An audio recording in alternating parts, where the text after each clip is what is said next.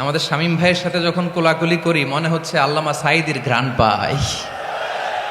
কিন্তু অবাক করা বিষয় হচ্ছে আমরা আজও জানি না আমাদের আল্লামার মৃত্যু কি স্বাভাবিক হয়েছে নাকি এটা পরিকল্পিত মেডিকেল কিলিং ছিল। এই রিপোর্ট গণমানুষের কাছে প্রচার করে জানাতে হবে। এই দাবির সাথে কি সবাই আপনারা একমত? কারা কারা একমত হাত তুলে দেখান। হযরতুল আল্লাম শহীদ মরহুম আল্লামা দেলওয়ার হোসেন সাঈদী রহিমাহুল্লাহ, ওনার স্মৃতি বিজড়িত আজকের এই ঐতিহাসিক প্যারেড ময়দানের তাফসিরুল কোরআনের প্রোগ্রামে সব আছে। স্টেজ আছে, শ্রোতা আছে, প্যান্ডেল আছে, মিডিয়া কাভারেজ আছে, কিন্তু আমাদের কলিজার টুকটাটা আমাদের মাঝে নাই। আজকের এই প্রোগ্রামে আলোচক হয়ে এই চেয়ারে আমি না বসে ওই শ্রোতাদের কাতারে বসে যদি আমাদের আল্লামার নুরানি চেহারার দিকে তাকিয়ে ওয়াজ শুনতে পারতাম, আমাদের হৃদয়টা ঠান্ডা হয়ে যেত, আমাদের তৃষ্ণার্ত হৃদয় শান্ত হতো। সব আজকে আছে, কি যেন নাই, ঠিক কিনা বলেন? আল্লাহ তাআলা প্রতি 100 বছরে একজন মুজাদ্দিদ পাঠায়, প্রতি 100 বছরে একজন মুজাদ্দিদ, যিনি সমাজকে সংস্কার করেন। আল্লামা দেলওয়ার হোসেন সাঈদী রহিমাহুল্লাহ ছিলেন তেমন একজন মুজাদ্দিদ। চিৎকার করে বলেন ঠিক কিনা? উনি শিরক বিদআতের আস্তানাকে তছনছ করে দিয়েছেন, তাওহীদের বাণীকে সমুন্নত করেছেন, গণমানুষের কাছে তাফসিরুল কোরআনকে জনপ্রিয় করেছেন।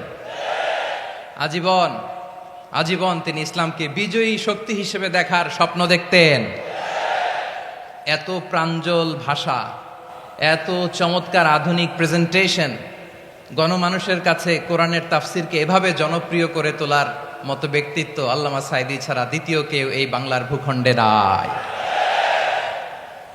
এই যে তাফসিরুল কোরআন, এই যে টার্মিনোলজি, এই টার্মটাই উনি আসলে জনপ্রিয় করেছেন। আমরা আগে জানতাম না যে এভাবে তাফসির করা যায়, এভাবে scientific indications of the Holi কোরআনকে মানুষের কাছে পেশ করা যায়, এভাবে এত জীবন ঘনিষ্ঠ করে, এত ইন্টারেক্টিভ করে কোরআনের কথাগুলো মানুষের কাছে উপস্থাপন করা যায়। উনি অন্যায়ের বিরুদ্ধে সবসময় সোচ্চার ছিলেন, প্রতিবাদী কণ্ঠস্বর ছিলেন। ওনার আলোচনা শুনলে দেহের রক্ত টকবক করে ফুটতে থাকতো। আল্লাহু আকবার, আল্লাহু আকবার, আল্লাহু আকবার। He was a strong mouthpiece of Islamic revivalism. Islamic জাগরণের স্ট্রং মাউথপিস ছিলেন আল্লামা সাঈদী রাহিমাহুল্লাহ।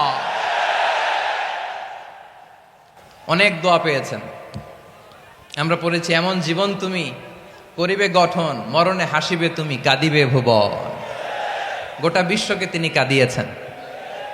আল্লামা যখন ইন্তেকাল করলেন, আমি তখন মালয়েশিয়া থেকে যুক্তরাষ্ট্রে একটা কনফারেন্সে যোগ দিতে যাচ্ছি, কাতার এয়ারলাইন্সে। মালয়েশিয়া থেকে দোহাতে নামলাম। দোহায় যখন আমার ট্রানজিট, তখন শুনতে পেলাম যে আল্লামা বিদায় নিয়েছেন। সোশ্যাল মিডিয়ায় শুনে বিশ্বাস করতে পারলাম না। মুহূর্তের মধ্যেই মাসুদ সাঈদী ভাইকে মেসেজ করলাম, উনি কোনো উত্তর দিতে পারলেন না। মাসুদ ভাইয়ের সাথে যখন কোলাকুলি করি, আমাদের শামীম ভাইয়ের সাথে যখন কোলাকুলি করি, মনে হচ্ছে আল্লামা সাঈদীর ঘ্রাণ পাই। শরীরটা লিটারালি কাঁপছিল, নিজেকে মানাতে পারছিলাম না, বিশ্বাস করতে পারছিলাম যে আসলে আল্লামা বিদায় নিয়েছেন। ইন দ্য মিন টাইম আমার সেকেন্ড ফ্লাইট দোহা টু নিউ ইয়র্ক, 12 ঘন্টার ফ্লাইটে উঠলাম, ইন্টারনেট থেকে বিচ্ছিন্ন হলাম। নামার পরে শুনলাম আল্লাহু আকবার, যেখানে ওনাকে কবরস্থ করার কথা ছিল সেখানেও কবর দিতে দেয়া হয় নাই। ছবিগুলো দেখতে লাগলাম, হাসিমাখা মুখ, হাসিমাখা নিথর দেহটা, মরণে হাসিবে তুমি, কাঁদিবে ভুবন।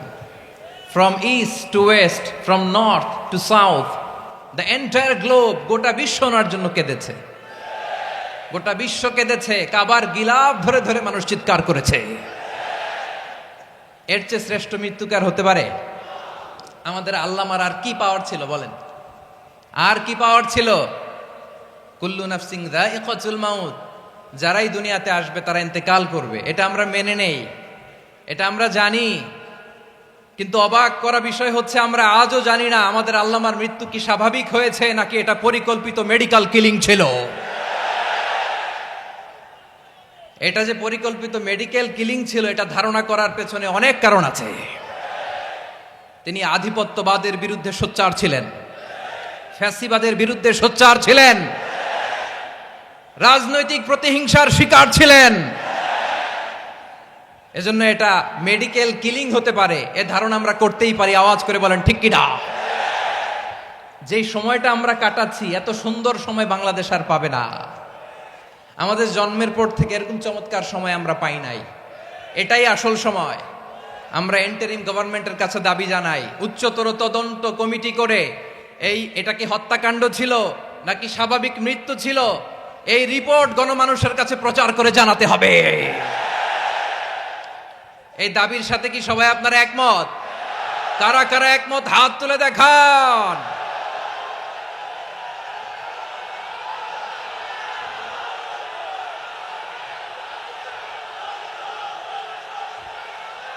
আমার প্রিয় ভাইয়েরা, প্রিয় চট্টলাবাসী, আল্লাহ তাআলা তার এই মুখলেস গোলামকে তার জান্নাতুল ফেরদাউসের মেহমান হিসেবে কবুল করুক। তার জীবনের সকল খেদমাগুলোকে কবুল করুক। জান্নাতুল ফেরদাউসের আলা মাকামে তাকে মেহমান হিসেবে কবুল করুক।